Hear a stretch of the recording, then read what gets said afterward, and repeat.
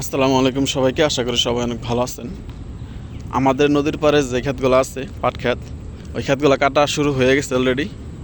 তো আর কয়েকদিন পরে প্রায় শেষের দিকে চলে যাবে। এখানে যে পাটগুলো দেখতেছেন, এগুলোকে গ্রামের ভাষায় বলা হয় চেল্লি দেওয়া। এগুলো চেল্লি দিছে। আপনাদেরকে পুরো চেল্লিটা আমি দেখাই। দেখেন কত সুন্দর দেখতে। তো এই পাশে আরও অনেকগুলো চেল্লি আছে। এই যে একটা চেল্লি, ওই যে ওই পাশে একটা চেল্লি আছে।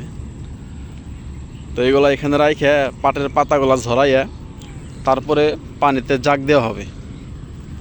পানিতে জাগ দেওয়ার পরে যখন পাটগুলো জাগায় সাজাবে, মানে নরম হয়ে যাবে, তখন এগুলো আবার সিলাইয়া পাট শুকা দেওয়া, পাট এবং শোলা আলাদা করা হবে।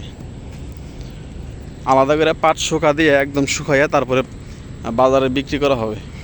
তো যারা গ্রামে থাকেন তারা সবাই জানেন এই প্রসেসগুলা কীভাবে পাট বের করা হয়।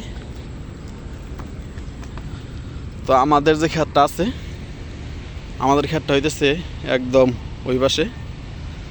তো আমাদের ক্ষেতে যে পাটগুলো আছে ওইগুলো বাঁশ দেওয়া হইতেছে এখন বর্তমানে। যেহেতু আমরা পরে পাট বুনছি, এখন বাঁশ দেওয়া হইতেছে। বাঁশ দেওয়া বলতে আমি আপনাদেরকে বুঝাই দিই। এখানে যে পাটগুলো দেখতেছেন, এটি হচ্ছে মোটা পাট, এটা হচ্ছে চিকন পাট।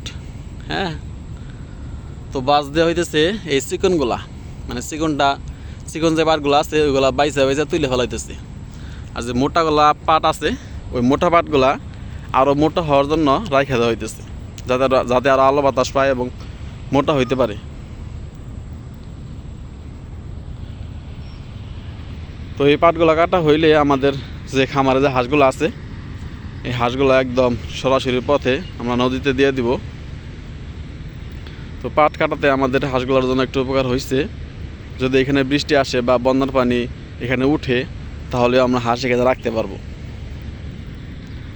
তো এই হইতেছে আমাদের গ্রাম অঞ্চলে পাট কাটার দৃশ্য। এইগুলো হইতেছে চেল্লি, পাটের চেল্লি।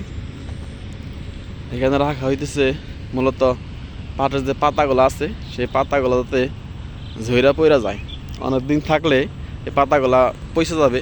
তারপরে এইখান থেকে নিয়ে এই পাশে যে পানি আছে, পানিতে জাগ দেওয়া হবে। এখনও অনেক জাগ দিছে, আমি আপনাদেরকে দেখাই তাহলে বুঝতে পারবেন। এই যে এই পাশে যে জাগগুলো দিছে, এইগুলো হচ্ছে পাট। হ্যাঁ, এই দেখতেছেন পাটের জাগ। এখান থেকে একদম উঠাইয়া তারপরে পাট এবং শোলা আলাদা করা হবে। তো এখন হচ্ছে বিকেলবেলা, নদীর পানি আজকে বাড়ছে, গত 2 দিন ধরে বাড়তেছে হালকা হালকা। তো সবাইকে অসংখ্য ধন্যবাদ যারা কষ্ট করে আমার ভিডিওটা দেখলেন। সবাই ভালো থাকবেন। আসসালামু আলাইকুম ওয়া রাহমাতুল্লাহ।